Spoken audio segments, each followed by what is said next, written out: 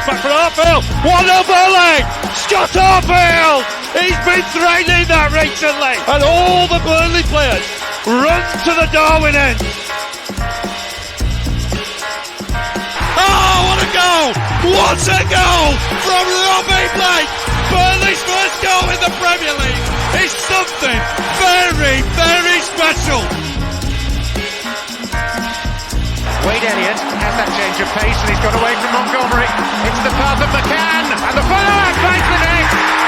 What a strike from Wade Elliott! A bolt from the Claret and Blue.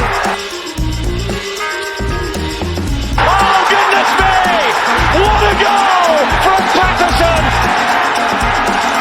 If that is to be the one that takes them to Wembley, you cannot argue with that. Pure quality. Here goes Mike Conroy. Still time for a winner, maybe. John Francis! They came to York in their thousands. They're going home as champions. I mean, if there's any justice in the world, Burnley would surely score from this corner. Swung right in there. Ball in there. Yeah! Michael Cannon! Oh, that's justice! That is justice at the Amex Stadium. Burnley are level and deserve to be.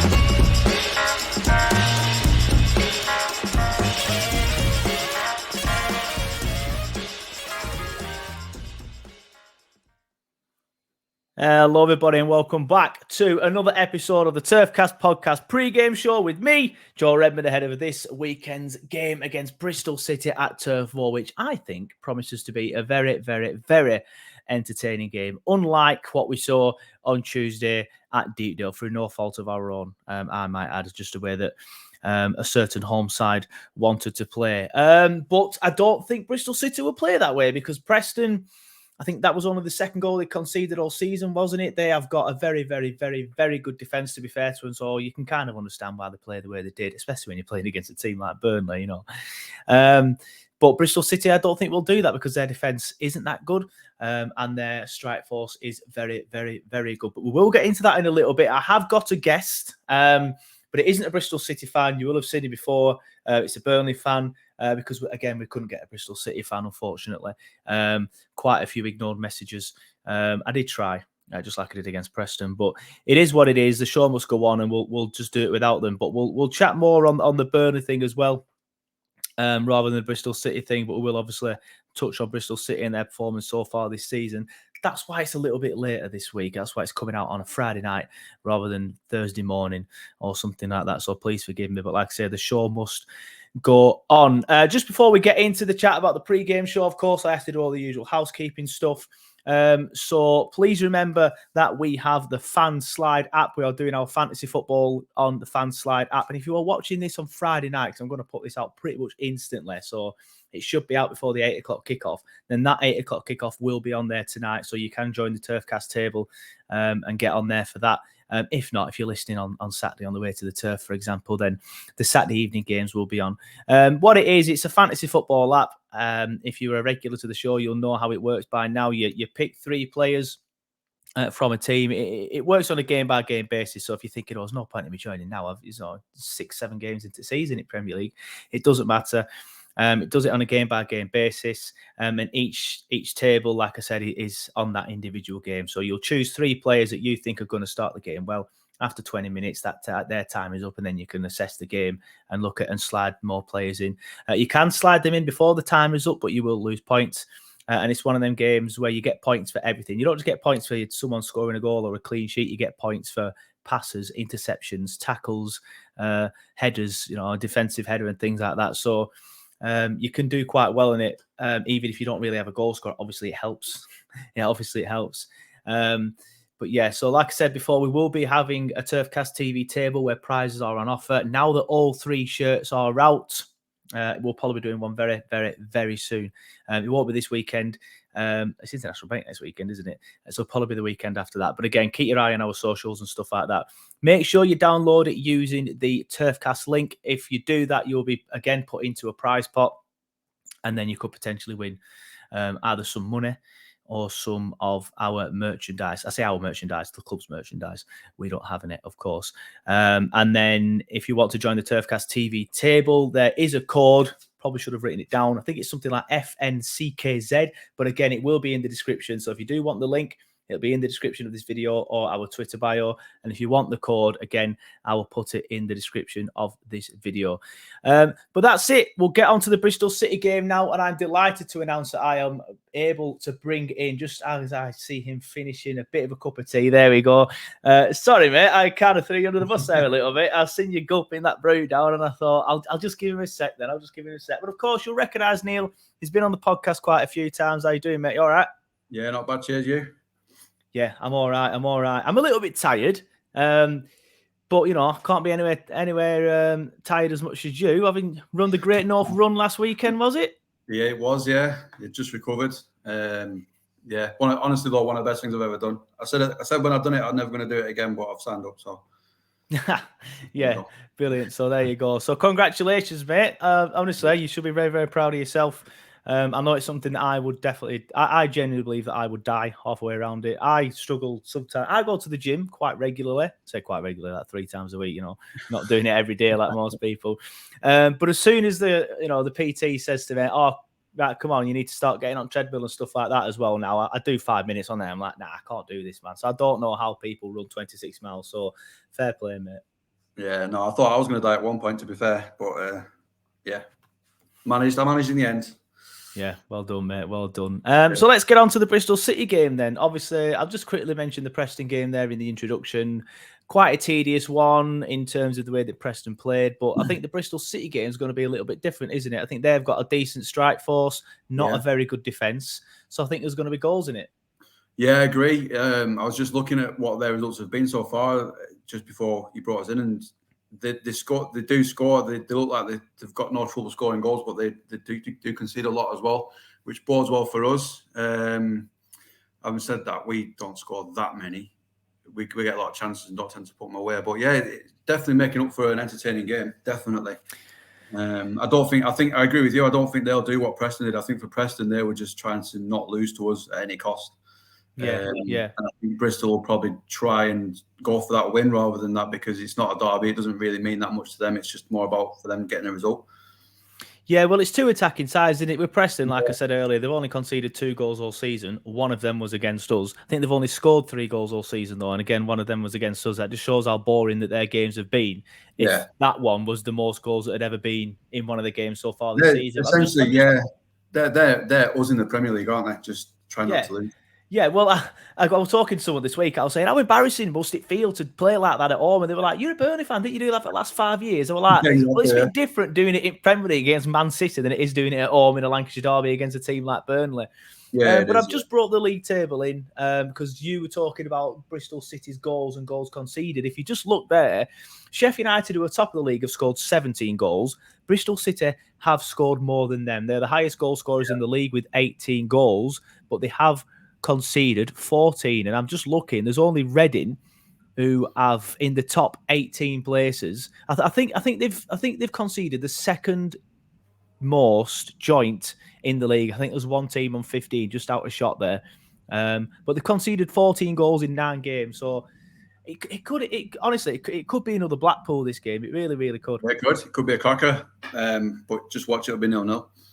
Yeah, absolutely typical. Much, but no, it's got the makings of a good game. But yeah, it's like you say, it's a team that's going to attack, and we're going to attack. So yeah, it should be good. Yeah, let's just talk about their attackers then as well, because obviously they attack because they've got a good attack. It's like Preston. They were defending because they've got a good defense. It's a team playing to their strengths. There's quite a few strikers that we should be worried about, in my opinion. Tommy Conway has had a very, very good start to the season. He's only a young lad. He has a shot accuracy of 69% and a goal conversion rate of 44%. So 44% of his shots are going in. That is ridiculous. He's had a very, very, very good start to the season. Then, of course, Naki Wells, Andreas Veerman, Antoine Simeno, probably got that wrong. And then you've even got the likes of Cal Naismith, Kane Wilson, and even Chris Martin. So they've got a lot of very good players. Yeah, they're a good team. I think, was it last week when they played Norwich? They gave them a good game. Yeah, they're a very good team. They've got a lot of good, young, exciting players. So, yeah, I mean, Naki Wells played for us, didn't he? So he plays. He's He bound to did, but score. not a lot. He did a lot. It's that Sorry, ruling he football, did, isn't but it? not a lot. Yeah, it's that ruling football, isn't it? Though that a player who you've sold always scores against you. So, yeah, but it should be good. Yeah, I'm looking forward to this one. But you just mentioned the Norwich game there, and I do want to mention that as well, because Norwich, I find, are a team quite similar to us. They have a lot of possession of the ball. They'll try and drag teams out. And I was quite happy with the fact that Norwich got that win in a way, because I thought, well, Norwich is similar to us. Hopefully that means that we can get the win. So encouraging signs there. Yeah, definitely. I was chatting about the Championship with someone at work this week, and I was saying Norwich, and I would probably, I mean, there's a long way to go yet, but I'll probably put us in that bracket. Norwich are a weird team because they're sort of too good for the Championship, but not quite good enough for the Premier League. Yeah. So I think if you can get a good result against Norwich, then you're probably doing all right in the Championship for me. And I think we've probably got potential to be like that as well. So yeah, it's if Norwich can do it, we can do it. Definitely. Yeah, I agree. I think we're a team of very similar quality. I think they've probably got some better strikers than us. Obviously, they've got Puka, who's done it in the Premier League and things like that. But I do think our midfield's stronger than theirs, and our defence is our defence is pretty good. They've still got most. Well, I think they have anyway. Most of their Premier League team, which obviously wasn't good enough for the Premier League, but I'd say it's probably a bit more experienced than what ours is. Yeah, which probably sets them a little bit ahead of us. But in terms of quality, yes, we've got our strengths, they've got theirs, so we're probably just about the same. Yeah, you've mentioned Naki Wells. There seems to be a lot of players that have left the club that I keep looking at and going, he'd be very good in a Vincent Kompany system. Yeah. But obviously, under Dyche, it didn't really work out for him. I didn't really rate him that much as well, seeing him in a Dyche system. But, I could have said that for a lot of strikers, really, apart from your likes of your Woods and your Barnes. But Vidra, he's a good player. I put Vidra in that bracket. I think Vidra would absolutely thrive in this system. I really do. But it's just one of them things, isn't it? Just got to move on, really. Yeah, well, just don't be alarmed when I put this picture back up, but I just want to remind everyone that he did score 2 goals at Ewood Park, and I have paid homage to that in my pre-game show. You can see the Venky's signs in the background there behind him. So, he's had a good start to the season. We're happy for him to score 2 goals against Blackburn, but, now it's time for us to be worried about him. But our defence has played pretty well recently, hasn't it? So they've got some very, very good strikers, but we've got a good defence at the minute. Yeah, we have. Yeah, and a good keeper. We have. Our defence is great, and I always forget his name. The big lad we got from City, Howard, whatever. Howard Bellis, yeah. Howard Bellis, yeah. He's growing every game. He's looking really, really good. He's getting stronger every game. We have. Yeah, he's looked class as Taylor Howard-Bellis as well, to be fair. Like you say, he's the England under-21 captain. But, of course, Charlie Taylor went off injured against Preston. And Bayer, the lad that we got on loan from, was it Dortmund, has come in. He played well when he came on. So what are you doing this week? If all 3 are available, which I'm not sure if they are. I'm not sure if Taylor's fit. I know Taylor's fit, but we'll get into that in a second. Are you playing Bayer and Howard-Bellis, or are you playing Taylor and Howard-Bellis? Try and not upset the apple cart too much. I would probably still play Taylor. It just depends how fit he is, because you don't want him 70-80% fit as opposed to playing someone 100% against those attackers. You want fully fit defenders. Yeah, good point. But if he's fully fit, stick him in. But if he's not, then I would stick the other lad in. You can't have someone who's not fully fit against them. Yeah, good point. I think they will. Taylor, to be honest, Taylor's looking all right now. I was really not convinced about him at centre half at first, but he seems to be settling into it. Yeah, I thought he played well against Huddersfield, but then he had a few games where he kind of went. He didn't really make any massive errors of anything, but he'd lost his man a few times or whatever. Yeah. And it's obviously he's a square peg in a round hole. But like you said, like Taylor Howard-Bellis, the other Taylor, Charlie Taylor, he's been growing in that position a little bit, and I've been impressed with him. I quite like him there. Yeah. He's definitely grown into it. I mean, like I said at first, his positional sense seemed a bit off for me. Like you say, he was losing his man. He didn't quite know where to be. But yeah, he's getting better every game. They're just gelling, aren't they? And that's why it started to click, really. I think the whole team's just starting to gel now, get used to how each other plays and things like that. Yeah, well, that brings it on nicely as well to the next point. Then, obviously, we're 5th in the league. I think I've just had the league table on the screen. I don't really want. I'll put it back up there just quickly so I can Yeah, double we're check. fifth. Yeah, there we go. 5th. We're 5th. I don't really look at the league table until No. around 10, 15 games. Yeah, But we had a slowish start, which was to be expected. Yeah. Obviously, we beat Huddersfield, but then we drew a few games, lost against Watford, which has ended up looking like a bit of a dodgy result at the time. I thought, oh, it's Watford, not many teams will win there. Now they've kind of fallen off away a little bit, but so far so good. Are you happy with it? Yeah, I think so. I mean, we're drawing a lot of games, but there's that old saying. I think a few people, I've seen a few Clarets tweeting it about that: win your home games and get what you can away from home, and that seems to be what we're doing. We've only lost one, so we're hard to beat. So yeah, I'm happy with that. Exactly. It's a new team, new system.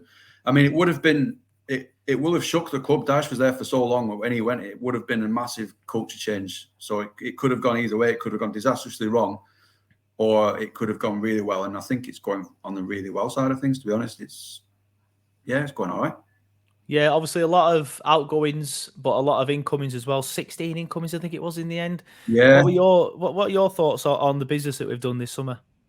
I'm happy with it. I think we're still a striker short. I think obviously Jay's banging, like I always said he was at this league, but he's quite injury prone and age isn't on his side. Barnes looks well off it, to be honest. Which is you don't want to dig him out because he's Ashley Barnes, isn't he? But I think his time's come. So I think we are a striker short, but we might get one in January. It's a different club now in terms of transfers. I mean, you could have predicted we wouldn't buy anybody in January in the last whatever years, but who knows? We might bring another 5 in. You don't know, do you? Yeah, having said that, we have got the lad on loan from Brentford, Dervis Soglu. We've not seen him yet. I was a little bit disappointed to not see him on Tuesday with the way that the game went, but he could come in and end up being a decent deputy. There's Twine to come back. Is he a striker? Twine as well. Yeah, it's like a forward number 10 sort of thing. He's to come back as well. So maybe, just give them a bit of time, I guess. But yeah, we are a striker short. But other than that, I'm delighted with some of the signings. I mean, who'd have thought we'd ever see a Brazilian at Turf Moor? It's amazing, isn't it? It's mad, isn't it? Mad, isn't it? Who's your favourite signing then from the summer?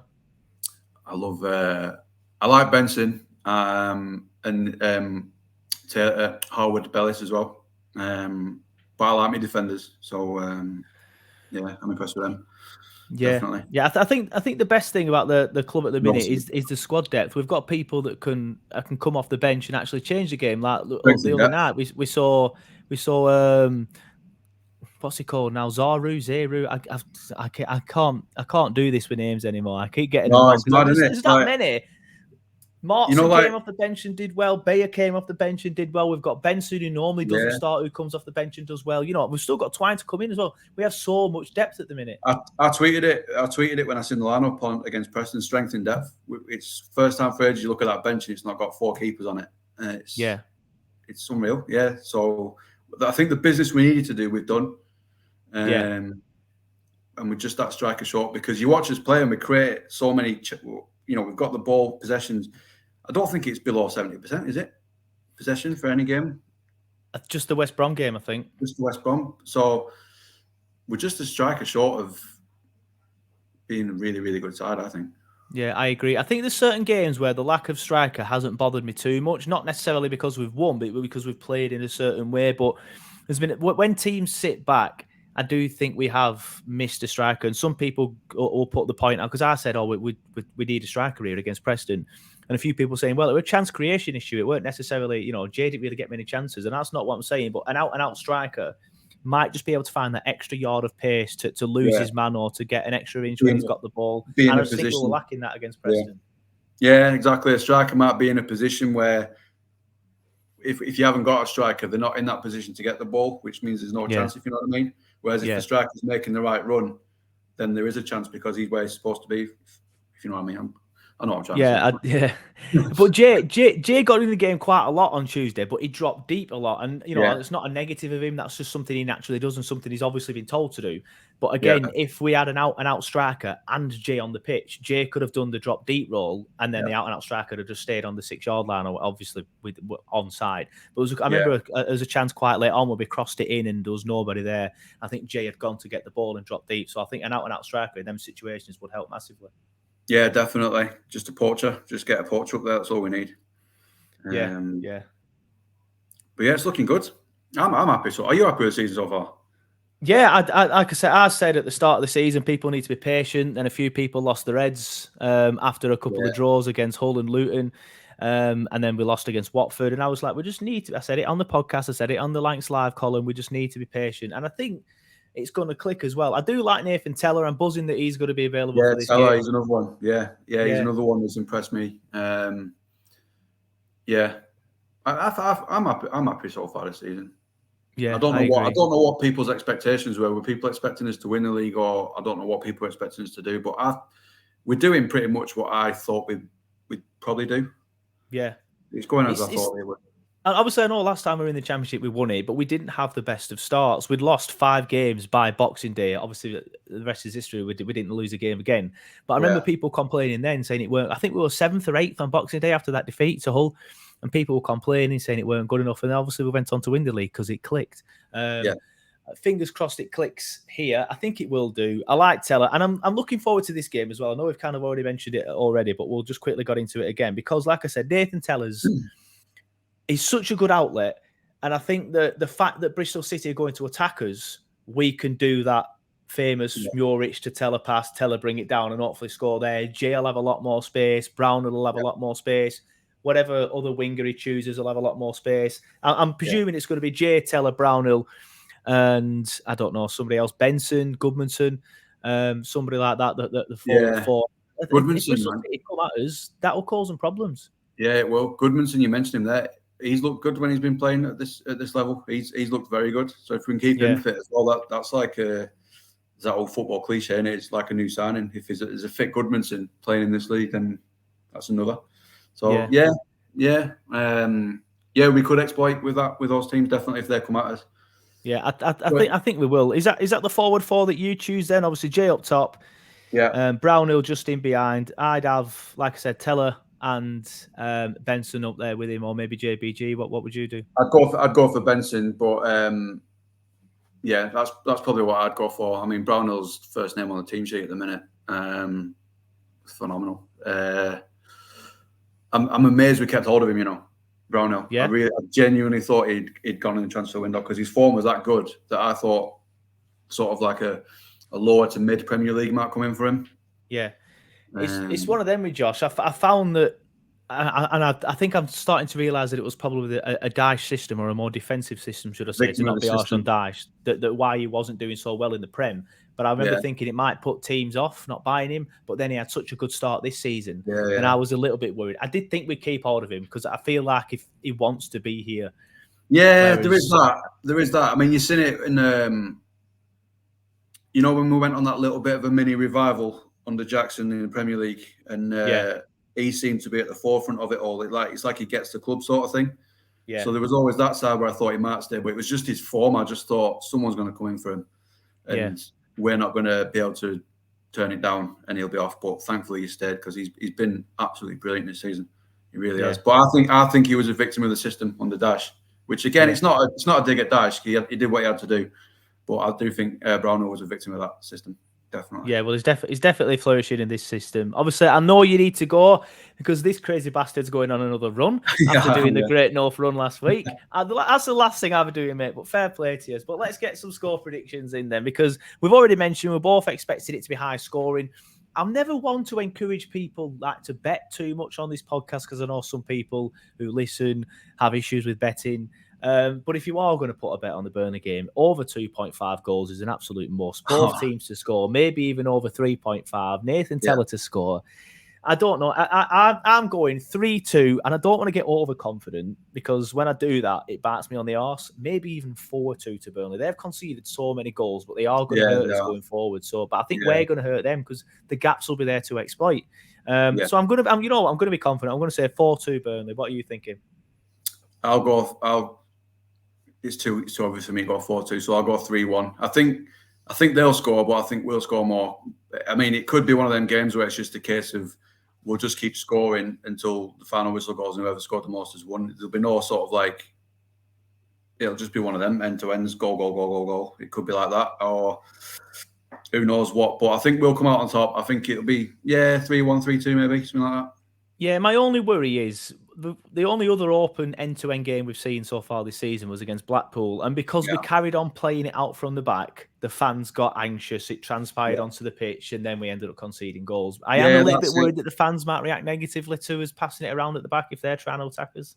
Yeah, I was just going to say, I think the key is to not panic. Even if we concede first, it's to not panic because they do concede. Yeah. So it's just if they score first, as long as it's not in like the 80th minute or something, just not panic because we'll get chances and we'll probably put some away. Yeah, yeah, Definitely. fair enough. I probably should have asked you this before you came on, but is your Great North Run donation link still open? It is, yeah, Yeah, yeah, happy days. yeah, I'll find it on your Twitter. I'll put it in the description of this video for people if they want to donate to Neil. yeah. Nice one. Yeah, so honestly, mate, well done for doing it. Cheers, mate. You're a crazy bastard for going back out now. I guess you've got to try and keep them fitness levels up, haven't you? It's more just to get the feeling back in my legs, to be honest. I've not done Yeah. much this week. So, yeah, nice one for that. The link's still open. It's for a local charity up here in the northeast where I live now. For Louis, they just help families who've lost children and things like that. So you can read all about it on the link anyway. So Yeah, fair enough. Great cause, mate. Great cause. But and also, thank you very much for coming on because, like I said, we couldn't get a Bristol City fan. So Neil has stepped in at the last minute. I only messaged him yesterday. So big thank you, Neil, for coming on. I really do appreciate you taking time out your day No worries, to mate. do Always help. something like this. And No to be bother. honest, Neil, the podcast will probably be out while you're on your run. So if you want to give it a listen and listen back to yourself, feel free. But thanks for coming on, mate. Thank you, everybody, for watching. We'll do, obviously, the post-match stuff. I'll do the 60-second review as soon as I get home tomorrow. And then the full-time show will probably be Sunday because I'm working Saturday night. So thank you, everyone, for watching.